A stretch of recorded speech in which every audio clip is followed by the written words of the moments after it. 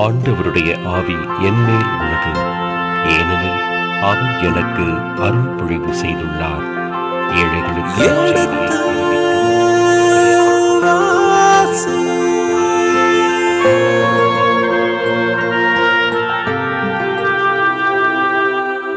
எடுத்து வாசி.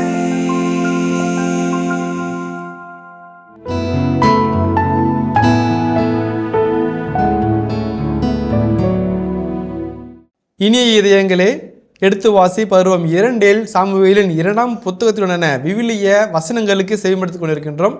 கடந்த பகுதியின் தொடர்ச்சியை இன்று தொடங்குவோம். வாருங்கள் நிகழ்ச்சிகள் செல்வோம். உங்கள் சார்பாக தந்தை அவர்களுக்கு வணக்கம் சொல்லி நிகழ்ச்சியை தொடங்குவோம். வணக்கம் அவர்களே.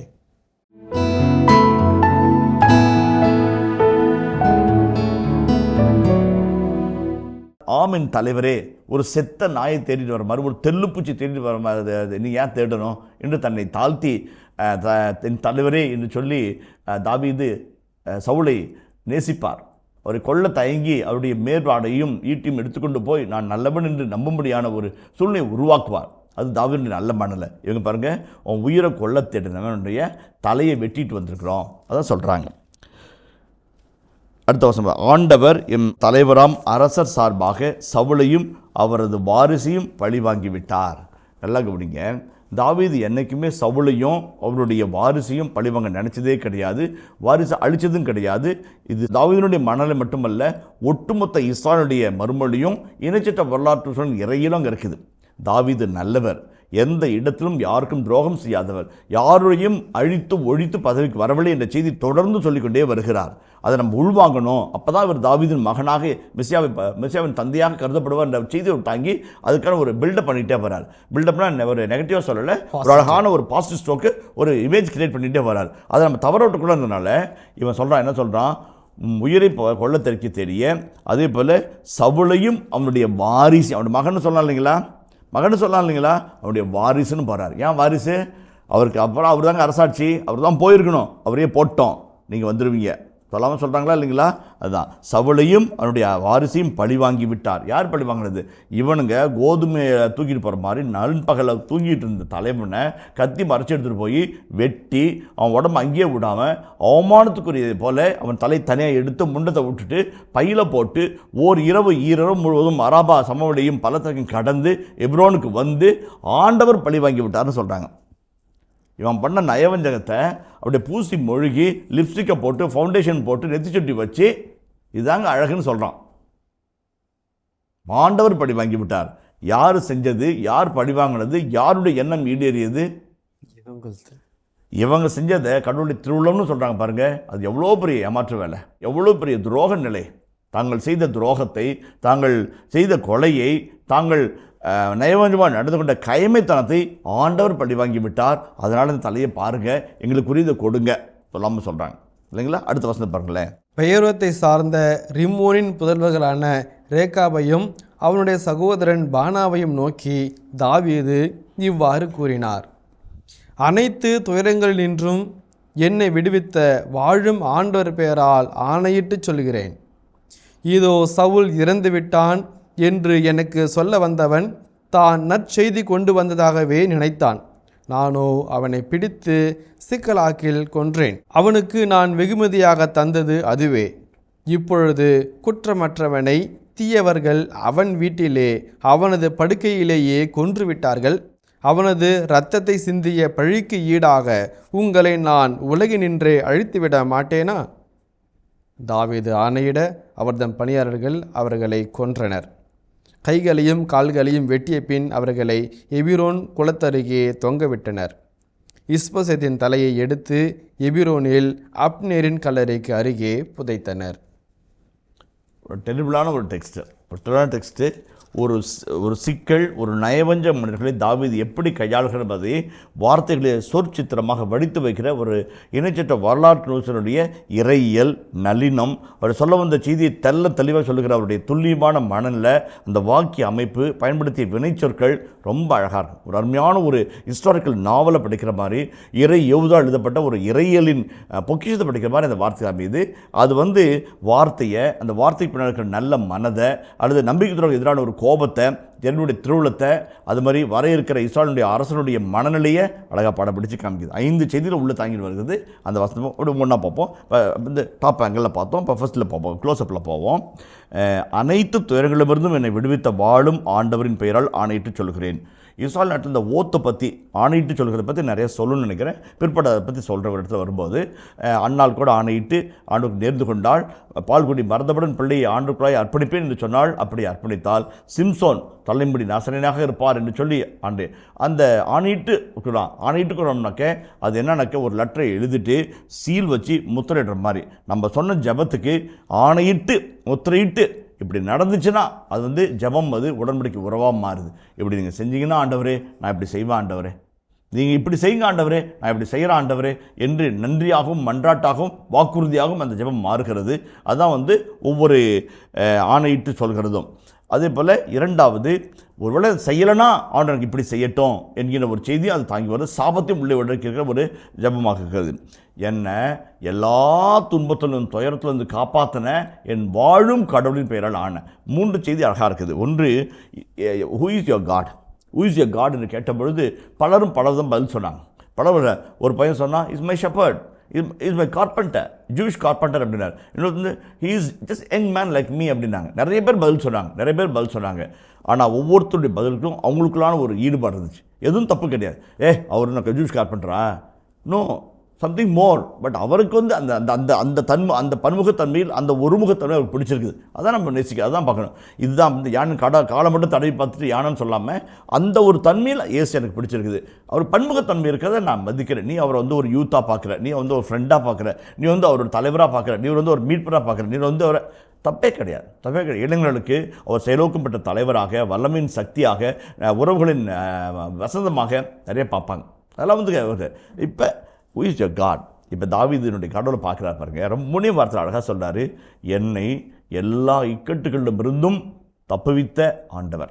வராது திருப்பாடல் 34:17 வாசிங்களேன். 34:17. நீதிமான்கள் மன்றாடும் போது ஆண்டவர் செவி சாய்க்கின்றார், அவர்களை அனைத்து இடுக்கணின்றும் விடுவிக்கின்றார். நீதிமான்கள் மன்றாடும் போது ஆண்டு குரலை கேட்டு அனைத்து இடுக்கண்களிடமிருந்தும் விடுவிக்கிறார். கடவுள் ஒருத்தர் வந்து துன்பத்திலிருந்து விடுவிக்கிறார்னா அவன் நேர்மையானவனா, நீதிமானா, ஆண்டுக்கு உகந்தனா இருக்கணும் இல்லைங்களா? அப்போ தான் இடுக்குன்ற பொழுது அந்த கடுமையான துன்பம் வரும்போது ஆண்டு குரலை கேட்டு செய்வார். தொடர்ந்து வாசிக்கலாம். அந்த வசனம் இன்னொரு வாக்கியம் வாசிங்களேன். உடைந்த உள்ளத்தாருக்கு அருகில் ஆண்டவர் இருக்கின்றார். உடைந்த உள்ளத்தாருக்கு ஆண்டவர் இருக்கிறார். நீதிமான் கூக்குரலிட்டு கண்ணீரிட்டு மண்டாடும் போது ஆண்டவருடைய குரலை கேட்பார். எல்லா விதமான நெருக்கடியும் அவன் விடுவிப்பார். ஏன்னா அந்த நீதிமன்ற மனசு உடஞ்சே போகக்கூடாது. உடைந்த உள்ளத்தாருக்கு ஆண்டவர் அருகிலே இருக்கிறார். உடைஞ்சு போன மனசு, கண்ணீர் சிந்துகிற கண்கள், கரங்களை பிசைந்து கொண்டிருக்கிற தவிப்பு ஆண்டவர் கூட இருப்பார். ஆண்டவர் கொடுப்பார். கடவுள் நம்மோடு, இம்மானுவேல், கடவுள் நம்மோடு இருக்கிறான்னு மொழிபெயர்த்துக்கிறாங்க. அதுதான் வல்லமையுடைய கடவுள். தாவீது சொல்றாரு, என்னை எல்லா இக்கட்டுகளிலிருந்து விடுவித்த வாழும் கடவுள்ன்றார். எல்லா இக்கட்டிலும் விடுவித்தார். அந்த பள்ளத்தாக்காக இருக்கட்டும், மலை முகடாக இருக்கட்டும், அந்த சம்பளியாக இருக்கட்டும், அந்த குகையாக இருக்கட்டும், அந்த படையாக இருக்கட்டும், பயந்து சாப்பாடாக தன்மையாக இருக்கட்டும், நாபால்டு அவமானமாக இருக்கட்டும், எல்லா இக்கட்டுகளும் ஆண்டவர் உணர்ந்தார், என்னை காப்பாற்றினார். இப்போ தாவீது பழங்களை ருசிக்கும் போது வேர்களை மறக்காத ஒரு மனிதராக இருக்கிறார். ரொம்ப ரொம்ப முக்கியம். when you eat the fruit don't forget the root என்று சீன பழமொழி ஒன்று அழகாக சொல்கிறது. ரொம்ப அழகாக சொல்லுது. நம்ம சில சமயத்தில் பழங்களை பார்த்து மயங்கி போய் அதில் சுவையில் போய் நம்மளே மறந்துடுறமே ஒழிய அந்த மரத்தையும் அந்த பழத்தையும் தாங்கிய வேர்களை மறந்து விடுவது கிடையாது. வேர்களை நினச்சி பார்த்தோம்னாக்க சாப்பிட்ற பழத்தின கொட்டையை மண்ணில் போட்டு தண்ணி ஊற்றி என்ன போல் இன்னொருத்தர் சாப்பிட்டுன்னு நினைப்போம். ஆப்பிரிக்காவில் அப்படி தான் செய்கிறாங்க. ஒவ்வொரு முறையும் செய்கிறாங்க. ஒரு மாம்பழமோ ஒரு பலாப்பழமோ சாப்பிட்டாங்கன்னா உடனே கொட்டையை போட்டு மண்ணை போட்டு மூடி தண்ணி ஊற்றிட்டு போகிறாங்க. ஏடா இந்த ஊரில் இந்த எப்படி பண்ணுறேன்? யாரோ நட்ட பழத்தை நான் சாப்பிட்றேன், நான் நட்ட பழத்தை யாரோ சாப்பிட்டோம். இயற்கை சூழல் பேணி பாதுகாக்கப்படுகிற வல்லமை அங்கே இருக்குது. ஒரு ஆதிவாசி சமூகத்தில் இருக்கின்ற ஒரு இயற்கை பற்றிய ஒரு புரிதல் நமக்கு எல்லாம் போயிடுது இல்லைங்களா? இங்கே பாருங்கள், அதுதான் ரொம்ப முக்கியம். இப்போ அரசனாக துளிப்பெடு பெறுகிறார், வளமை நோக்கி பயணிக்கிறார், எல்லாரும் ஏற்றுக்கொண்ட மனிதராக இருக்கிறார், எல்லாராலும் கொண்டாடப்பட்ட மனிதராக இருக்கிறார். அப்படிப்பட்ட ஒரு காலகட்டத்தில் அவன் என்ன சொல்கிறாரு? என்னை எல்லா இக்கட்டிலும் காப்பாற்றிய. ரெண்டாவது, தாவீதின் கடவுள் இக்கட்டுகளிலும் இன்னொரு விடுவித்த கடவுள், வல்லமையின் கடவுள், இஸ் எல் ஷடாய், வல்லமையின் கடவுள். ரெண்டாவது, அவர் வாழும் கடவுள். யோபு புத்தகம் 19ஆம் அதிகாரம் 25ஆம் வசனத்தை வாசிப்போமே. என் மீட்பர் வாழ்கின்றார் என்றும் இறுதியில் மண்மேல் எழுவார் என்றும் நான் அறிவேன். என் மீட்பர் உயிரோடு இருக்கிறார், என்னை மீட்கிறவர் வாழ்கிறார். யோபனுடைய இது அப்படியே உடம்பெல்லாம் புண்ணு, ஈமிக்குது, ஒழுகுது, நாத்தடிக்குது, குப்பைமேட்டில் கிடக்கிறாரு. ஆடு மாடு ஒட்டகம் கழுது எல்லாத்தையும் அடிச்சுட்டு போயிட்டாங்க. பிள்ளைங்க மேலே வீடு இடிஞ்சு விழுந்துச்சு. ஒன்றும் இல்லாதவராக கட்டிய மனைவி படித்திருக்கிறவராக வைத்தியரை கோட்டப்பட்டு நாய்கள் வந்து நக்குகிற புண்களோடு புரண்டுக்கிற யோபு சொல்கிறார், என்னை மீட்கிறவர் உயிரோடு இருக்கிறார். அதான் வல்லமையான ஜபம். தாவீது சொல்கிறாரு, நான் வந்து நாடோடையே இருந்தது உண்மைதான், அனாதையாக திரிஞ்சு அலைந்தது தான், பார்க்குறவங்களுக்கெல்லாம் பயந்தது உண்மைதான், என் எல்லா நெருக்கடிலிருந்தும் ஆண்டவர் என்னோடு இருந்தார். அந்த அவர் வாழும் கடவுள், வாழும் கடவுள், வாழ்கிறவர் இயேசு கடவுள் வாழ்கிற, மறித்து போய் கண்களை மறைத்து கொண்டு நம் துன்பத்தை தொடர்ந்து காணாது போகிற ஒரு கடவுள் அல்ல, காண்கிற தேவன், ஆசீர்வதிக்கிற தேவன், குணப்படுத்துகிற தேவன், அவர் உயிரோடு இருக்கிறார். எங்களுடைய பேராசிரியர் ஒருத்தர், ரொம்ப அழகான தந்தை, மிக புனிதமான ஒரு தந்தை, வந்து ஜோசப் ஃப்ரான்சிஸ் என்று சொல்வார்கள். அவர் சொல்வார், ஐ மே பி வாட் ஐ ஆம் but he's God, is not man என்பார்கள். அடிக்கடி சொல்வார், நீங்கள் யாராக கூட இருக்கலாம், ஆனால் அவர் அவராக இருப்பார். Thank God is there for what he is என்று சொல்வார்.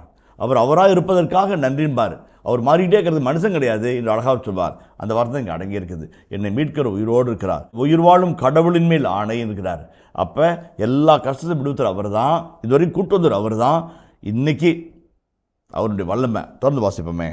என் தோல் இவ்வாறு அழிக்கப்பட்ட பின் நான் சதையோடு இருக்கும்போதே கடவுளை காண்பேன்.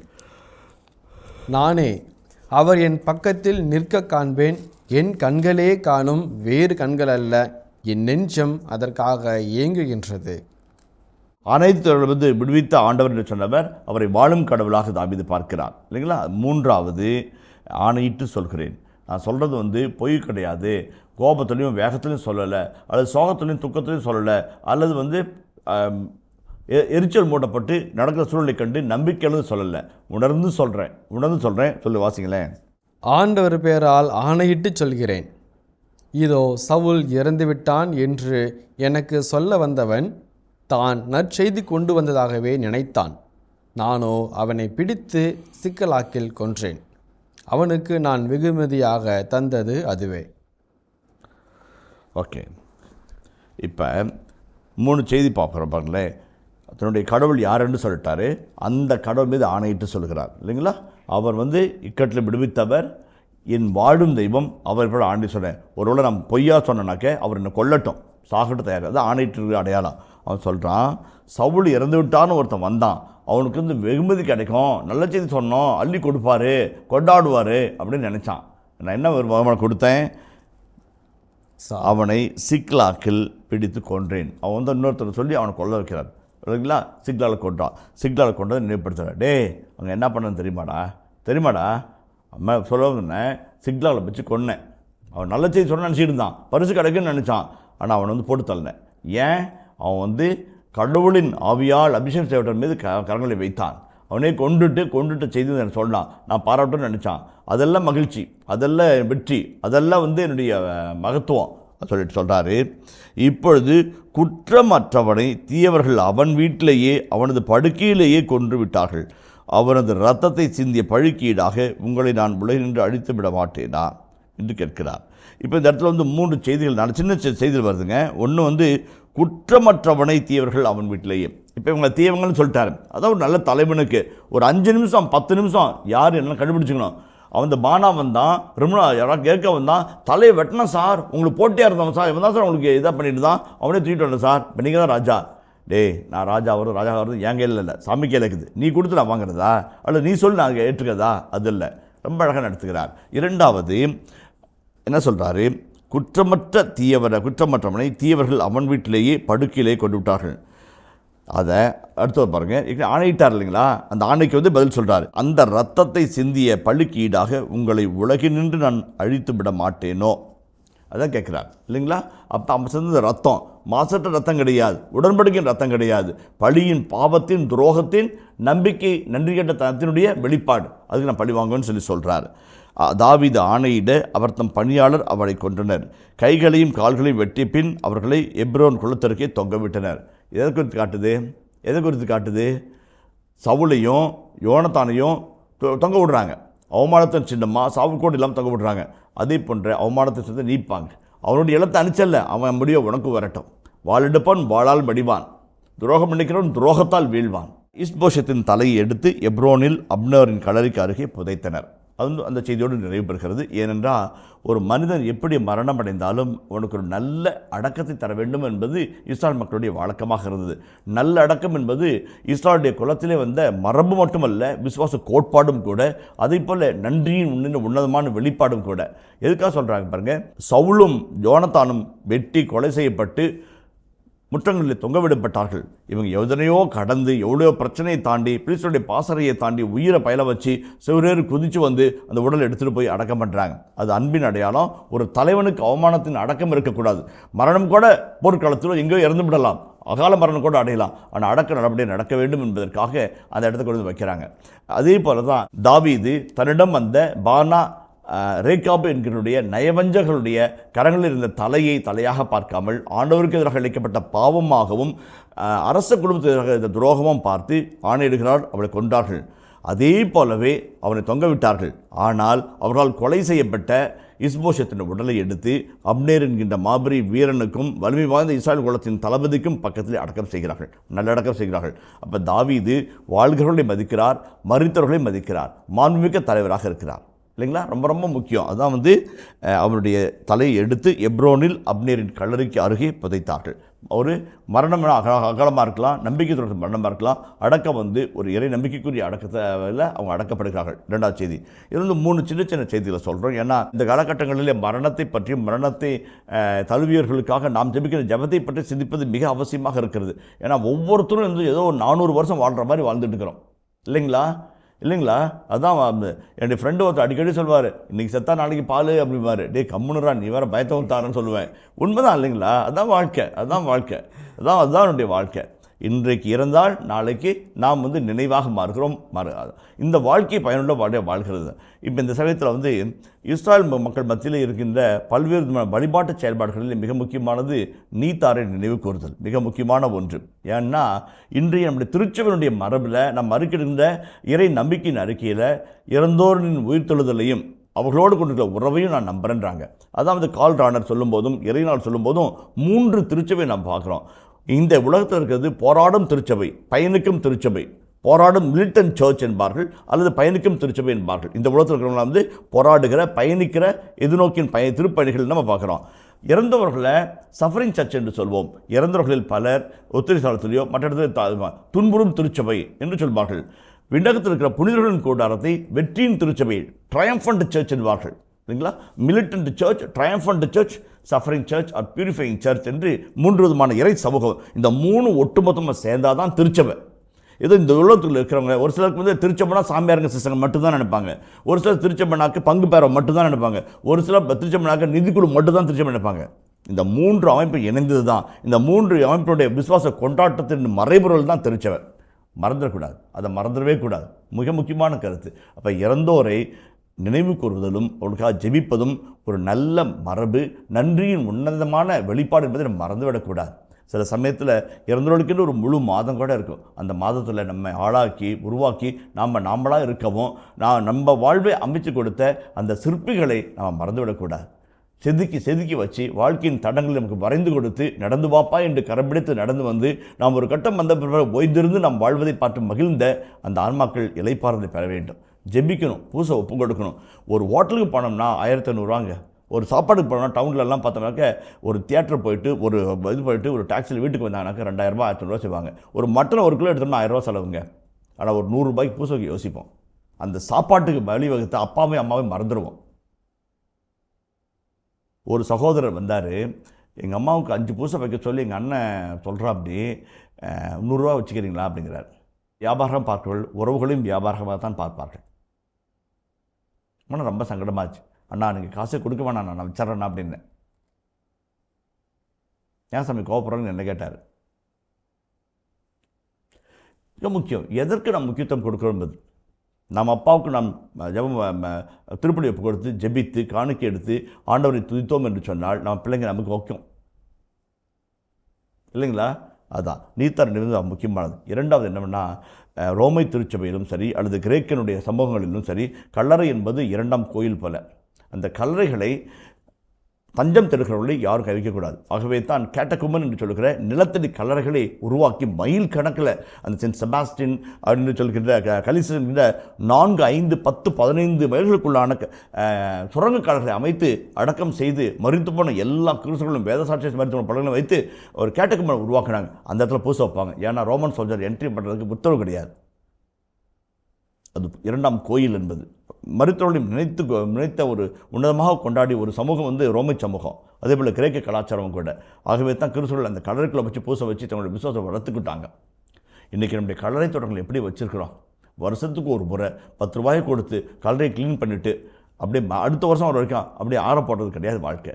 ஜெர்மனி நாட்டிலும் சரி, இத்தாலி நாட்டிலும் சரி, அவர்கள் மனிதர்களை மதிக்கிறார்கள், மறித்து போனவர்களை மதிக்கிறார்கள். ஒவ்வொரு கலரையும் பார்த்தோம்னா அவ்வளோ அழகாக தூய்மைப்படுத்தப்பட்டு கற்கள் பதிக்கப்பட்டு பூக்கள் நடப்பட்டு அந்த கணவன் இறந்து போன 2ஆம் உலகில் இறந்து போன அந்த சகோதரனுக்காக 90 வயதிலே பூவொலியை தூக்கி கொண்டு போன சகோதரி பார்த்தபோது கண் கலங்கினேன். எப்போதோ இறந்து போன கணவனுக்கு கலரில் இருக்கிற பூந்தோட்டம் வாடி உண்டாக கொண்டு தள்ளாடி தண்ணீர் எடுத்து போய் ஊற்றின அந்த சகோதரனுடைய அந்த முயற்சியில் அந்த அவர்கள் வாழ்ந்த இல்லற வாழ்வுடைய பண்பும் மகத்துவம் புரிஞ்சிச்சு. அந்த கலரை ஃபுல்லாக அவ்வளோ அழகாக இருந்துச்சு, அவ்வளோ அழகாக வச்சுக்கிறாங்க. ஏன்? பெரியவர்களுக்கு வாழ்ந்தவங்களுக்கு காட்டுற மரியாதை அது. கல்லறை தோட்டங்கள் 2ஆம் சிற்றாலயங்கள் நல்லா சுத்தமாக வச்சுக்கணும், பராமரிக்கணும். அதை பராமரிக்கிறதுக்கு நம்ம கொடுத்து உதவணும். எல்லா காரியங்களும் பங்கு தந்து செய்ய முடியாது, எல்லா காரியங்களும் பங்கு செய்ய முடியாது. கொடுத்தால் தானே சட்டியிலேருந்து தானே அகப்பையில் வருங்க. 50 ரூபாய் நீ உண்டியில் போட்டு 5000 ரூபாய்க்கு எதிர்பார்த்தா எப்படி நடக்கும்? எப்படி நடக்கும்? எதுக்கும் அகலை விரிச்சு கொடுப்போம் கையை, இங்கே மட்டும் குறுக்கி கொடுப்போம். கடவுள் மாட்சியில் உட்காந்துருக்கிறாரு, புனிதர்கள் இருக்கிறாங்க, வானத்தில் வருஷம் பெரும் பாடிட்டு இருக்கிறாங்க. அப்போ வரிசையாக வராங்க. 2000 ரூபாய் வந்துச்சு. அப்படியே ஜபர்தஸ்டாக கோட்டு சுட்டும் போட்டுக்கிட்டு டொங்கன்னு வந்துச்சு, பூட்ஸ் எல்லாம் போட்டுக்கிட்டு.